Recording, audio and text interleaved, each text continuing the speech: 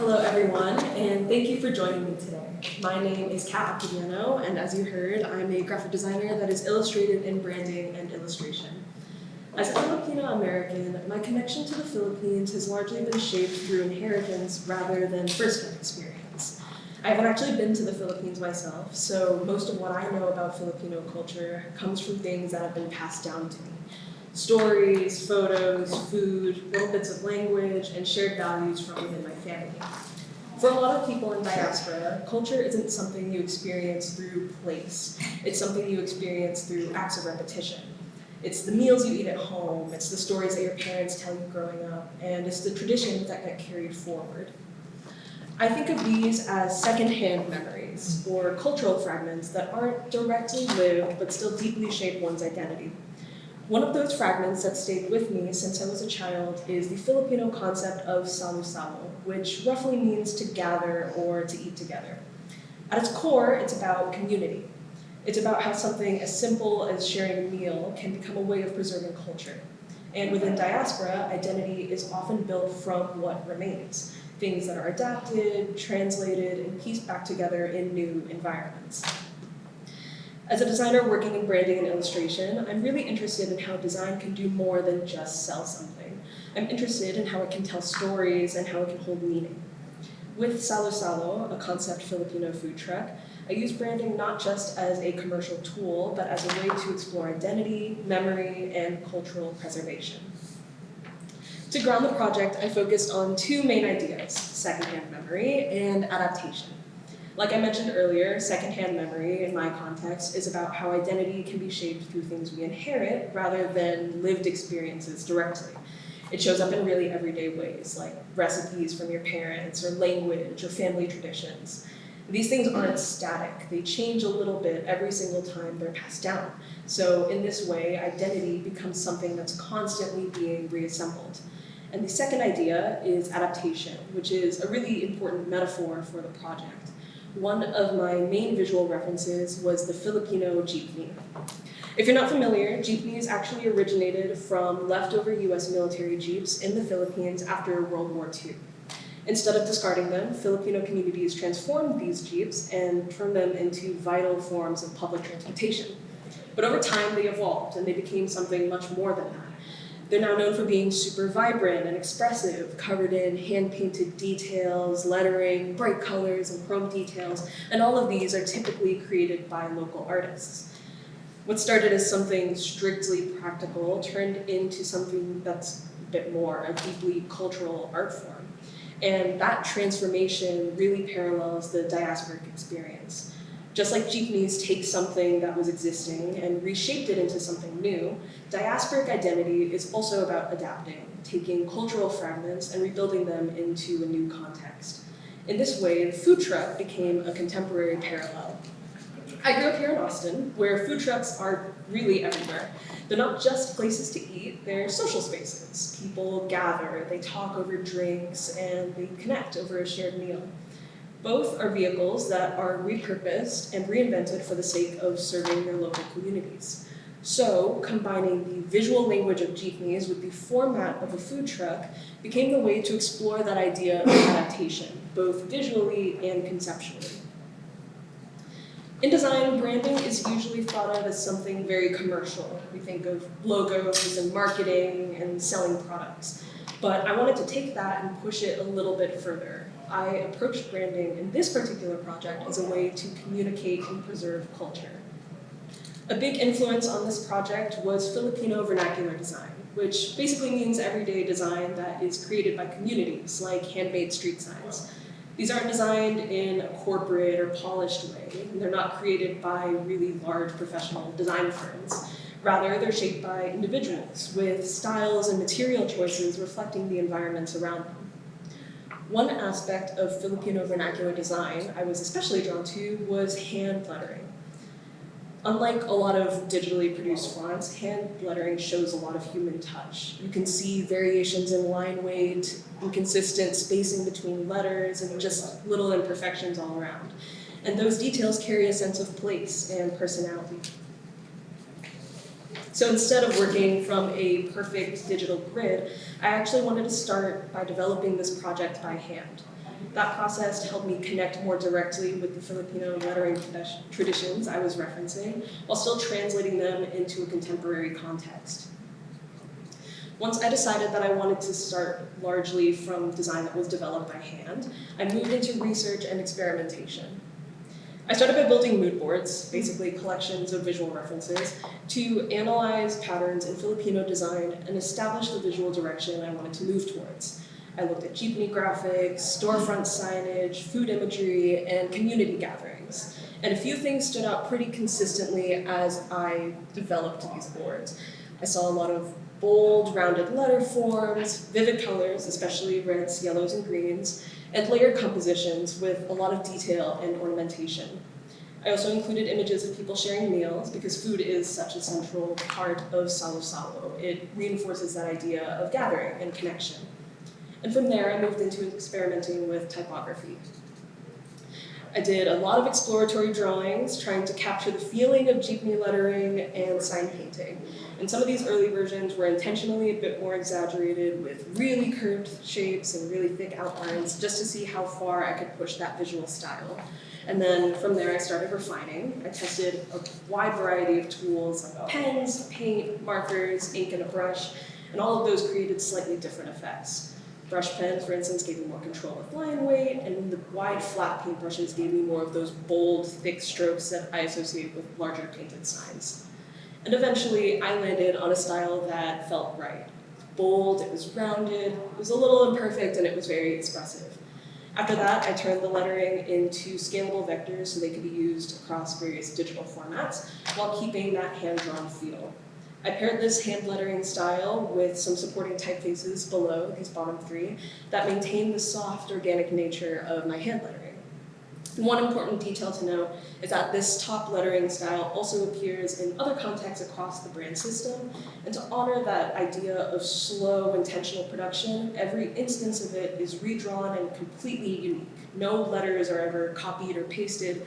Each word was individually lettered for that purpose specifically. And all of that work came together to be part of the final visual identity for Salo-Salo. At its center is the logo type, which is fully custom and developed from my hand-lettered sketches. It's meant to be playful and welcoming and expressive while still remaining readable and ultimately functional. And for color, I used a palette inspired by jeepneys and vintage street signs, which were warm, lively tones that feel ever so slightly faded, like they've been lived in over time. These color titles are also an ode to various Filipino icons with tropical banana leaves, sweet chili sauce, sweet fried plantains, ube halaya, which is like a purple yam jam, and kanin, which is rice that's meant to be paired with a main dish. From there, I expanded the system with some hand-drawn illustration and pattern work. The illustrations are meant as an homage to the more humorous and playful side of Filipino culture. They feature a set of Filipino animals interacting with dishes from the conceptual menu. To be specific, there's a Visayan warty hog with a barbecue skewer, a carabao or a swamp-type water buffalo with pancit bihon, which is a Filipino rice noodle dish, and a tarsier, which is a small primate native to the Philippines, holding lumpia, or Filipino-style egg rolls.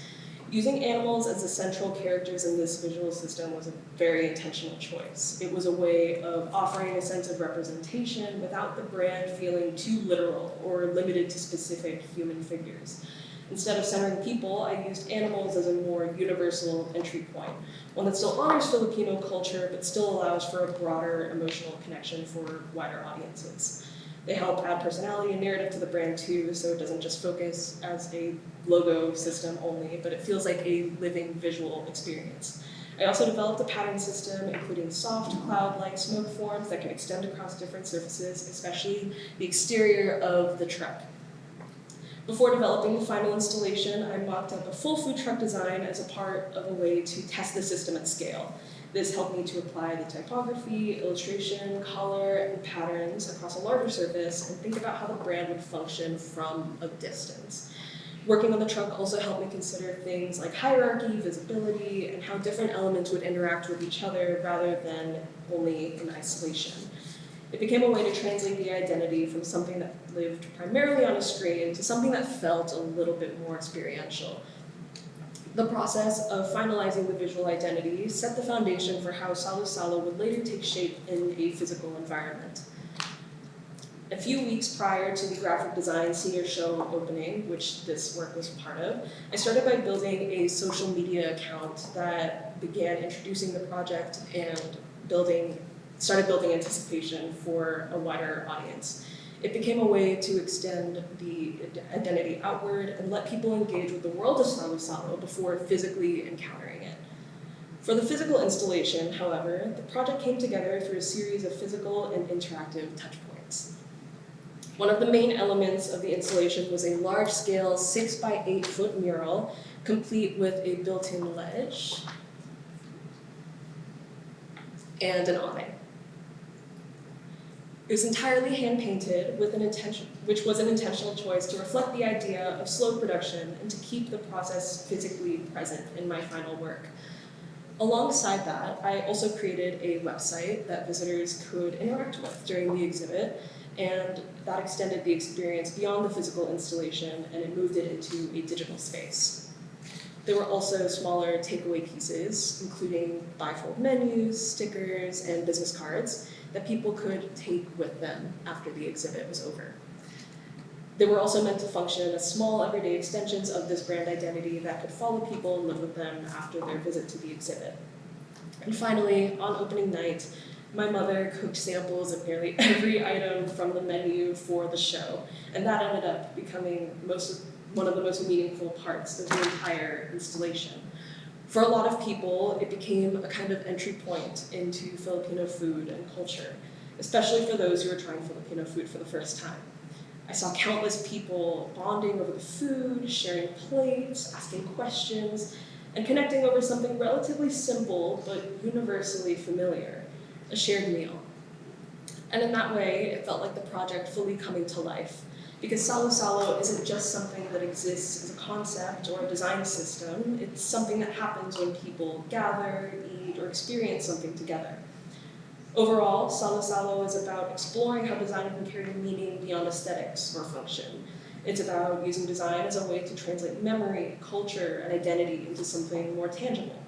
And for me personally, it's a way of connecting to a heritage that I've come to know not through place, but through the pieces that were passed down to me. Thank you for listening.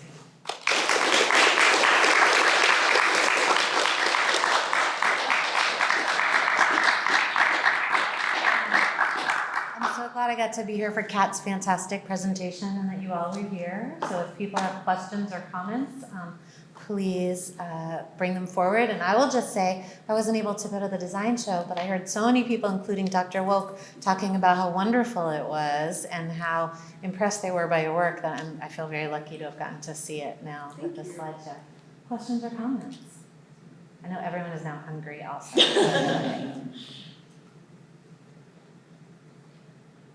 I have a Filipino friend, and every time we went to her house, family would cook so much food and force us to take food back home.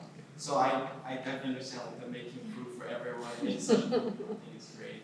Yeah, that was a part of the culture that I grew up with when, I haven't been to the Philippines especially, but whenever I have family gatherings, that is such a big part of my experience whenever I visit larger groups of my family. It was like, take all these leftovers, go, I can't hold on to all of these, So I'm really glad that food was able to make its way into the actual exhibit opening, because that was so much of what motivated this project as well. Yeah, thank you. I love the color palette. Thank you so much. It's just so beautiful visual. And you hand painted the whole entire mural, you said too? Mm-hmm. But you also made a font so you could reproduce it like on the menu. Yes. Amazing. Yeah, So thank impressed you. by it. All right, well, if nobody has any questions, then I will invite your mentor up and I will go get this. Oh, will you grab it? Grab it on the board. Perfect. To say a few words about working with Kat. Back to the front. First slide.